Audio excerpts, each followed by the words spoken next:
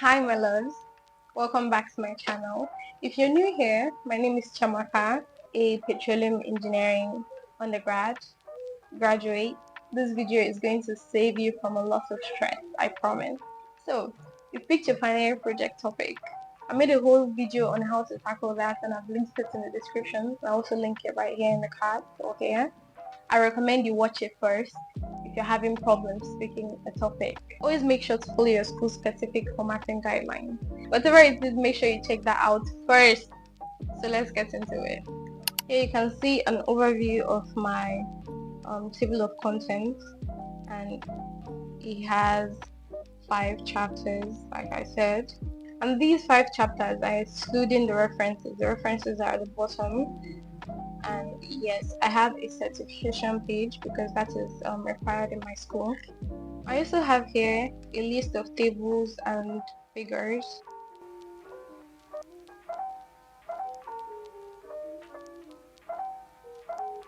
This chapter, it sets the tone for everything. You're introducing what your research is about. So I have my report right here.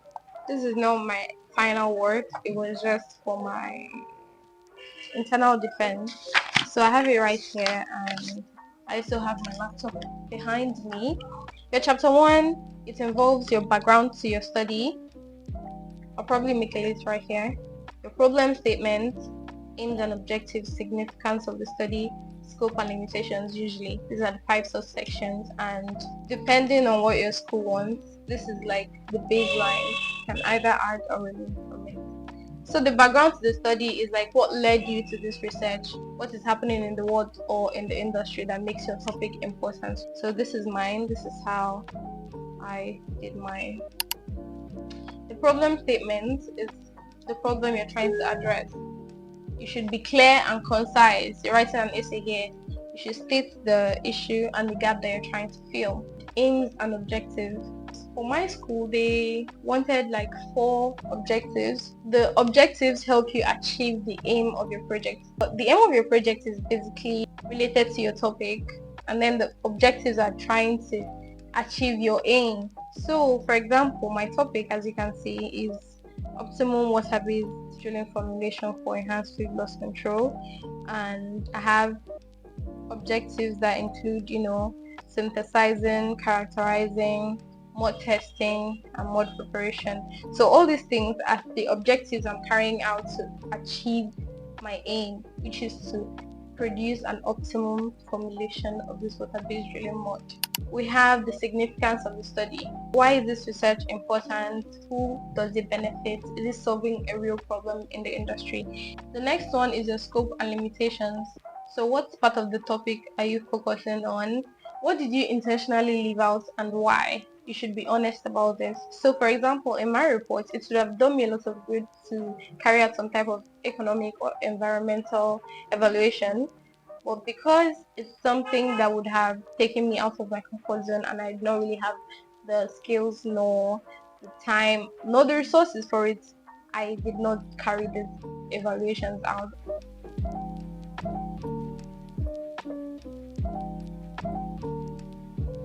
This chapter proves that you've done your homework, and my dears, this is where the work is. And the very first subsection in this chapter is your background. Just a short paragraph explaining that you'll be reviewing previous research in your topic area. So in mine, I just have that as background, and the theoretical framework if applicable to your subject. So in my case, I was studying fluid loss in regular drilling environments and concerning water-based mud. So obviously there's lots of theoretical knowledge in this topic. So if you want to focus on fluid loss and then water-based drilling mud, introducing types of drilling mud, mechanisms of fluid loss, things like that. So I cover that in my literature review. But like generally speaking, are there any existing theories or models that your work is based on? You should mention them here. The next part is the third subsection 2.3. So we have the review of related work, and that is the most important part of this chapter. Discuss what past researchers have done, especially around your topic or the keywords. For example, what methods did they use? what are the results they got, and what are their conclusions. And then the next subsection is the research gap identification. And this is the most important part because this is basically where you state why your report is even existing. So after reviewing, you need to clearly state what hasn't been covered, the gap that your research is trying to fill. So the next part is the summary, and this is where you tie everything together. You mention what the literature says, what it doesn't say, and how your research is the next logical step. And a tip here is that I use Notion to organize my references and keep track of the sources I read. I just wanted to mention that there.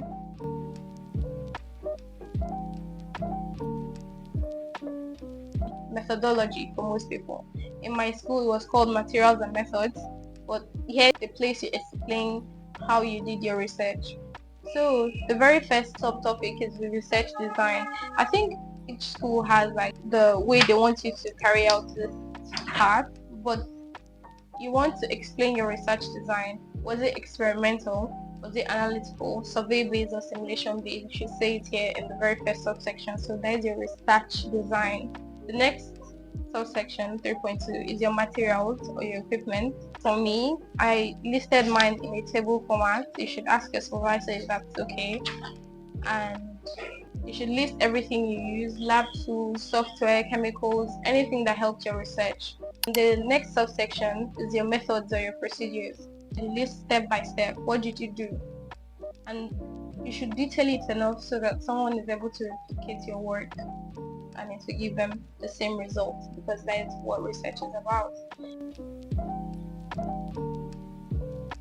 This is where you finally get to present what you found and why it mattered. You can break it down into introduction to your chapter.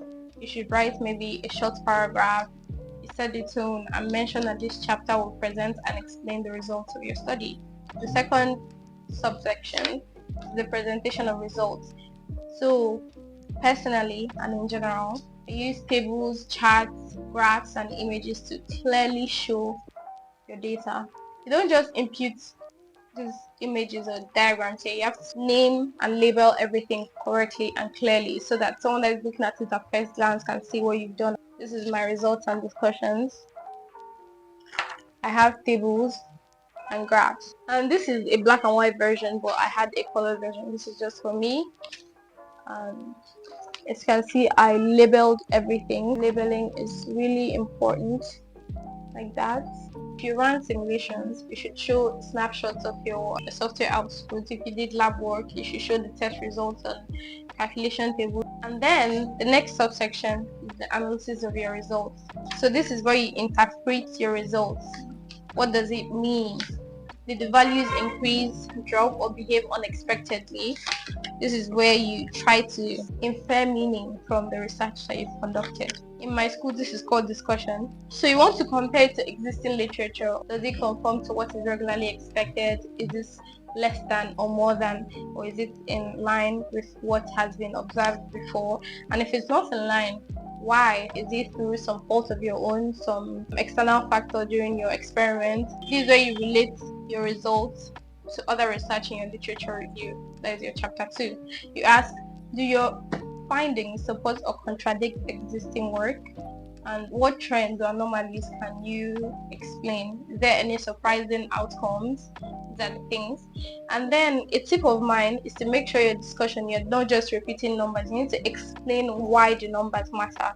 Say that the density maybe of drilling mud usually is around maybe 8.4 to 8.8 pounds per gallon, and your results are getting like maybe 9 pounds per gallon. Why is it so? Maybe you used a higher quantity of a weighting agent like bentonite or something like that. You need to explain you're getting the results that you got, or if it was a mistake or an oversight, or just say something.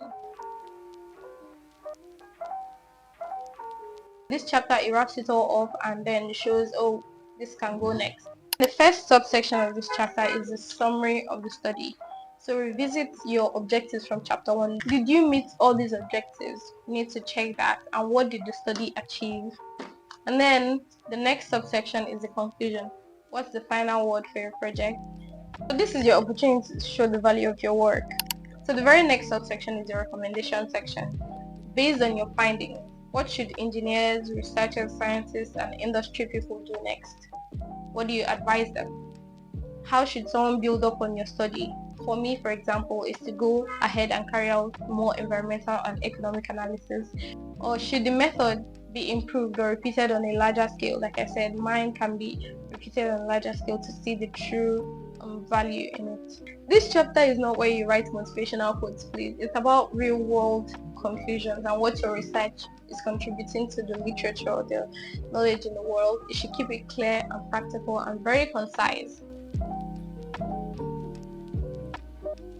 It's important to properly cite and show that you've engaged with existing literature and you have given credit to previous work, and you should use a consistent referencing style. I use the APA format in mine because that's what is used in my school.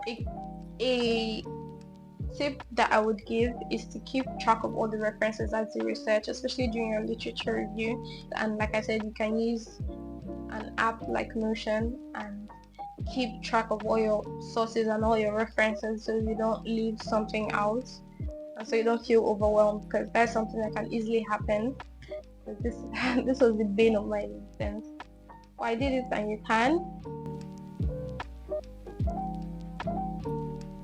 General tips for you is to stay in communication with your supervisor. You should not go off and write about like 50 pages without them and then you hear them say you should start over. You should send them your drafts section by section to get approval and feedback and make sure that you're on the right track. And then, like I have said, alright, cite as you write. I know why I'm repeating it so much. It's very frustrating. The final tip I have for you is for you to keep a checklist. You can use the Notion page I've linked down below in the description box, and I've made this specifically for this video. It's a checklist of everything I have said in this video so far. It will help you track each part of your report, especially the literature review and methodology chapters that I gave more detail on in this checklist. And that's how you actually write your final year research report. It's not easy, believe me, but it's doable. Don't forget, stick to your school's formatting rules. You should reference everything. Plagiarism is not a joke. If this video helped you, please give it a thumbs up and leave a comment with where you are in your project process. I'd love to cheer you on or give advice in any way that I can. And don't forget to subscribe, and I'll see you in the next one. Thank you.